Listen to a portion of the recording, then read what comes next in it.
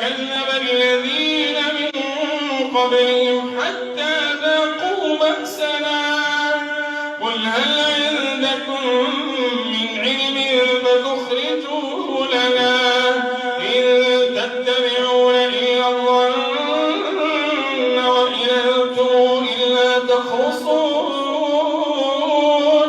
إن تتبعون إلا الظن وإن أنتم إلا تخرصون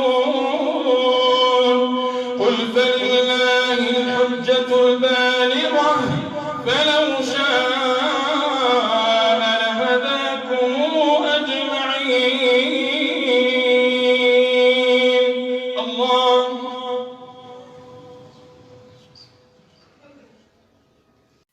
أبا هريرة قفزت لأن الأمن فيما تسمع، والشيخ يتلو والمحاجر تدمع، يتلو فتبتهج القلوب بما تلا، ولما يرتله تلين وتخشع.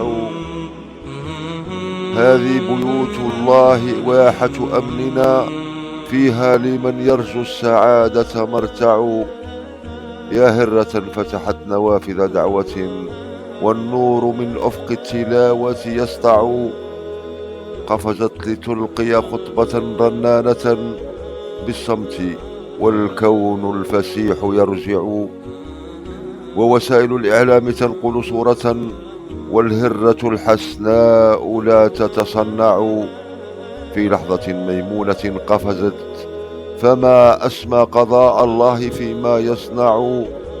أبا هريرة زد خضوعا، إنما لله من يرجو السعادة يخضع. فأبو هريرة كان طود حديثنا، وله من القرآن روض ممرع.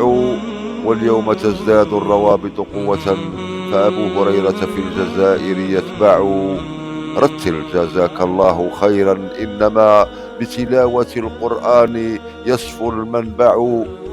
يا هرة قالت وما نطقت، وكم صمت بلا قول يفيد وينفع.